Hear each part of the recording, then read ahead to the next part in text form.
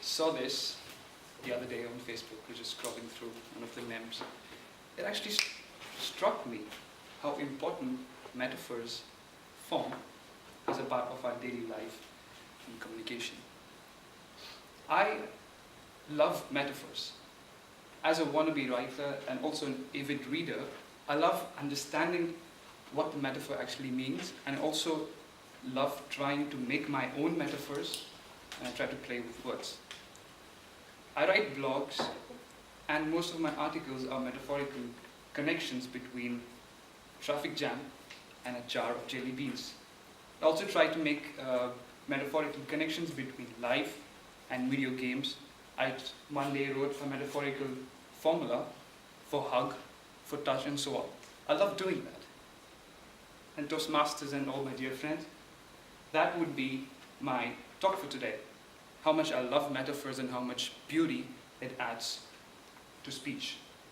A speaker can stand in front of you, wave his arms, and modulate his pitch, his tone, and he can try and emote with you. He can get the message across. An artist has a palette of colors. He's got different resources that he can use to paint a beautiful picture for you to see. But a writer, on the other hand, has only one option: black, monochromatic black on white pages.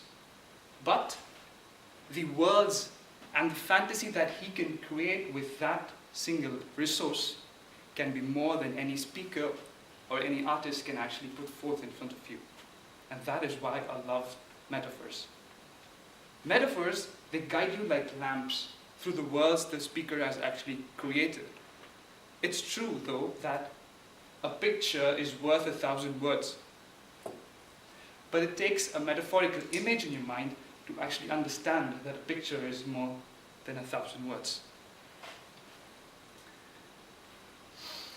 That's why I love reading books, and great novelists and authors have got their names because of these beautiful images that they create in our minds.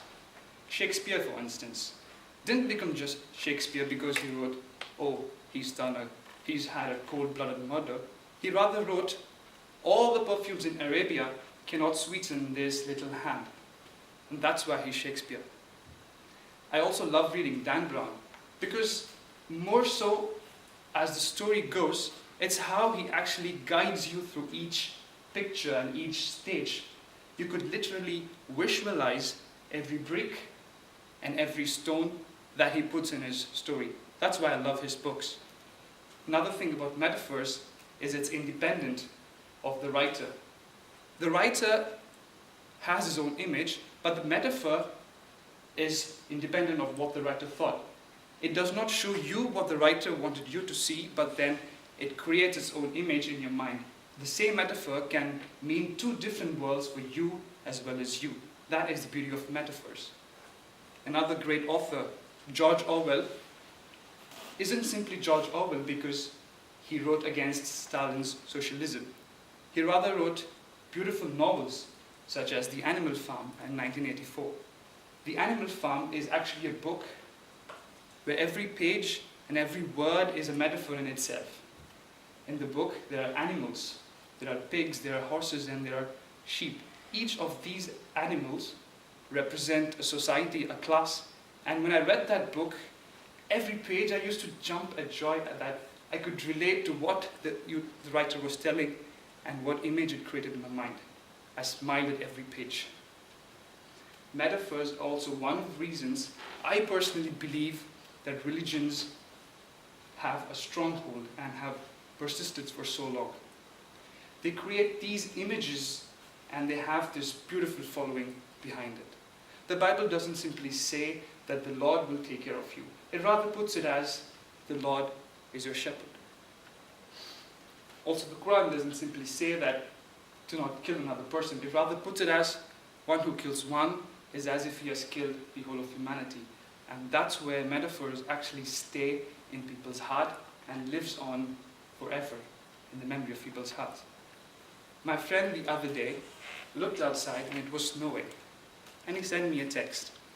He said, as I sit here and I see the beautiful snow falling, I see it trying to cover and adorn the trees which are barren and naked, stripped out of the leaves and struggling in this biting cold. Didn't you just see what he had told me? That was the point of metaphors. Metaphors add taste to language as spice adds taste to food. Metaphors add colors to language as paint adds colors to canvas. Metaphors, unlike my speech, does not get to the point. It actually puts you in the center of the stage and lets you survey what you want to see all around you. And that, my dear friends, is my point for today. Thank you.